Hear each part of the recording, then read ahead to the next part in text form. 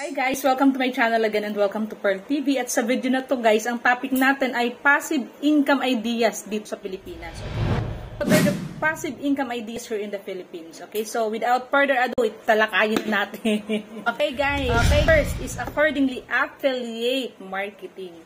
So what is affiliate marketing?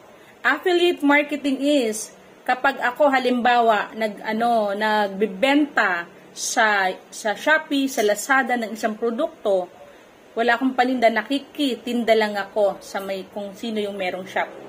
At yung shop na yon ay nagbibigay ng commission, okay? Ito yung mga passive income ngayon sa Pilipinas, okay? So kumikita ako diyan guys sa passive income na yan. Kumikita ako, Shopee affiliate, okay? So maganda din. Hindi masyadong medyo mag-e-effort ka nga lang din, pero syempre ganun talaga. Ano lang naman yun kumbaga part-time, side hustle lang natin, okay? And then itong lending daw guys, it's also a kind of passive income. Halimbawa, may pera ka na gusto mong pahiram sa ibang tao, tapos poporsyentuhan mo, 'di ba? Ayun, porsyentuhan mo, tutubo ka.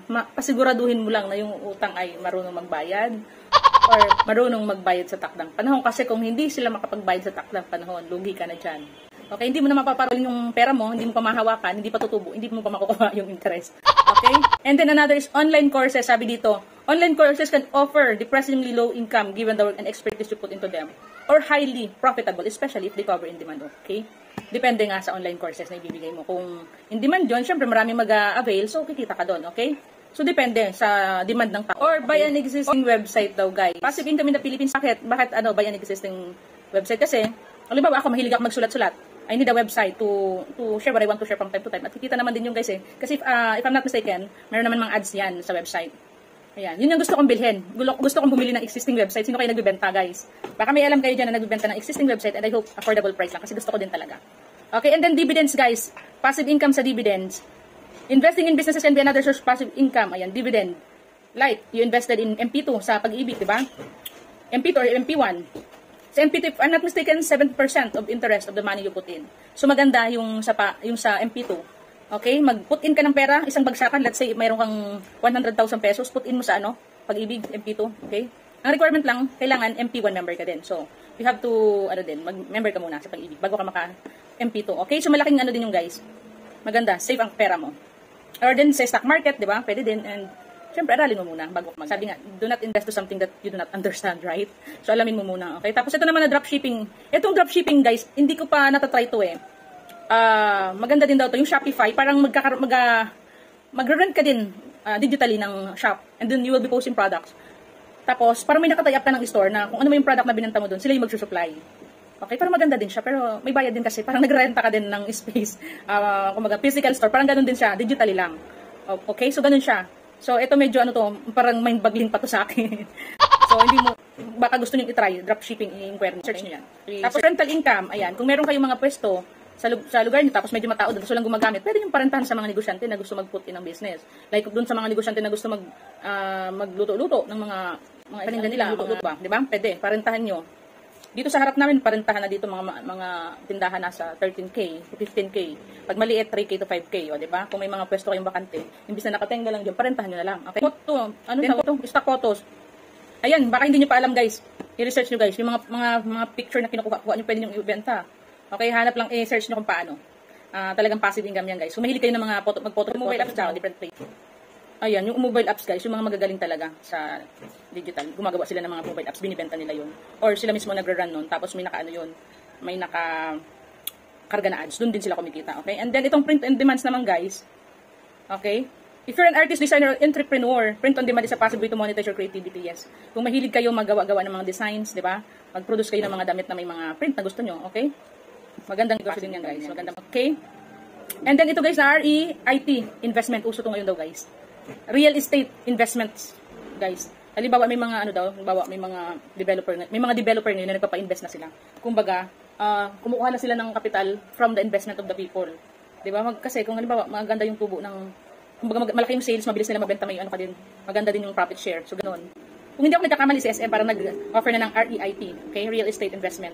Kumbaga kasama ka na sa kapitalista sa pagpapagawa ng mga construction. And then vlogging. Kung mahilig kayo magsulat-sulat, start doing a vlog. Ako mahilig ako magsulat, pero I don't have a website yet, okay? And hindi pa ako nakakapag-start ng aking yan yung pinakaano ko talaga sa lahat. You can write articles on topics you're passionate about and post them on your website or blog. Ayun nga, di ba sabi ko sa inyo, interested akong bumili ng website. Include affiliate links. Starting a blog can be a challenging venture, but blogging businesses have shown stability as a passive income model over multiple decades. Ayan. Sa mga mahilig mag-freelance writing, okay? So, yun ang pinakaano ko talaga, magkaroon ako ng sariling website para makapag-write na ako. Tapos yung isang vlogging naman, ang iba kasi nalilito eh. Akala nila yung BLOGGG is vlogging is same as what we are doing in the, hey guys, ganyan. Yun naman, vlogging. Yung ginagawa natin na, hey guys, welcome to my channel. That's a vlogging, VLOGGI. Etong BLOG, it start from website, log. So, it was being shortcut into BLOG, kaya vlogging. It refers to writing, hindi yun sa video shooting. Okay? Then, high yield savings account. High yield savings account. Depende yun sa mga bangko kung may mga ino-offer sila na mga savings, mga investment na magbibigay ng magandang interest. Okay, sabi, a high yield savings accounts generate passive income by offering a higher interest rates. Di ba? Ayun na nga. Okay, high yield CD or savings account investment in yield certificate of deposit. Savings account at an online bank allow you to. May mga online banks na din daw ngayon guys na mataas yung interest rate na binibigay. Tingnan nyo din. Tingnan nyo din kasi may mga bank talaga ng kakunti naman talaga ng for the purpose of lang talaga yung ibang bank, emergency fund. Okay na din. Pero kung gusto nyo tumubo, di hanapin natin yung isang bangko na may mataas na interest rate, okay?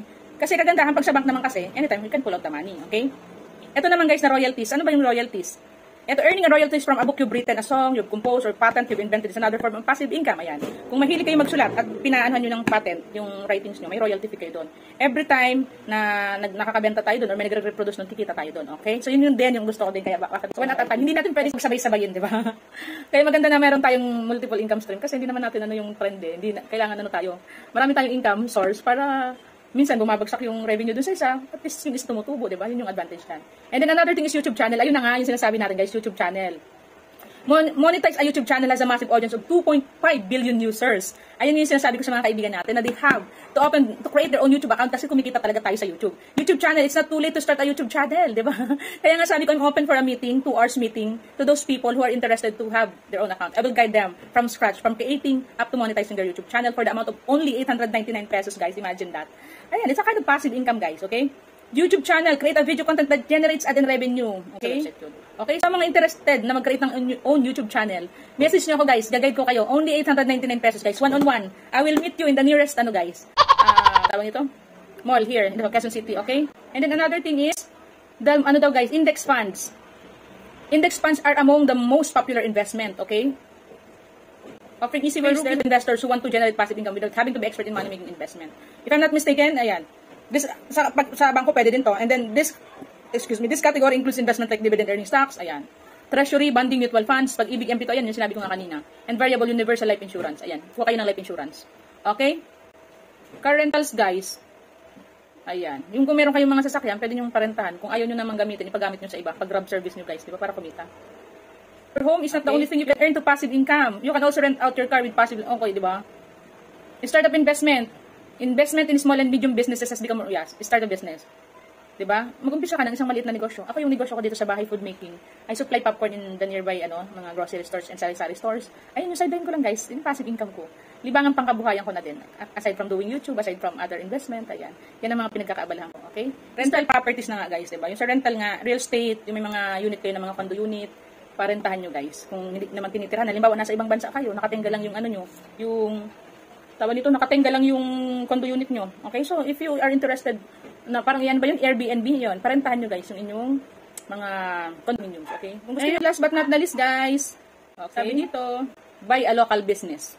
Kung may mga nakikita kayo ng mga negosyo na parang paano na sila, kung mga magre-retire na yung mga owners, tapos ibenta na kanilang business, ibenta na lang kanilang business. Bilhin nyo guys, kasi at least kung naka-establish na ng kanilang negosyo, diba? Magandang negosyo yung guys. Okay, so, sana may natutunan kayo guys sa video na to. Kasi kesa naman kayo pa mag-umpisa, kung naka-establish na yun, nakaput up na ng isang store, gusto nilang ibenta kasi na may edad na sila, yun, pwede pala yung guys. Okay, passive income din yun sa business. Okay, so bayan, thanks for watching guys. At sa mga tao na gusto din mag-acquire ng skills, para magkaroon ng passive income, meron nga sa government na mga nag-offer naman ng mga, like TESDA, diba? Para maka-acquire kayo ng skills. Sa mga kababayan natin dyan na nag-iisip kung paano kumita, pero walang skills, acquire skills. Kailangan nyo mag-acquire ng skills para or learn. Kasi ako, marunong ako mag-baking, no one taught me. Ako lang mag-isa. I just seriously learn. I seriously do experiment, like, pang baking ako nag-experiment. At syempre, nagtitingin din ako sa mga YouTube channel. Pag nag-fail ako, saka ako magtitingin ng mga talagang ano. Kasi, you know guys, gusto ko talaga matuto sa failure. Kasi yung failure, yung mas nagpapatibay sa atin. Okay? So, kayo huwag kayong matakot mag-umpisa. Okay? So, doon sa iba, ano pa ang passive income? Meron pa akong isang secret passive income. Ayun, kung gusto nyo try. May mga video ako kung paano natin umpisan yun. Okay, bye and thanks for watching.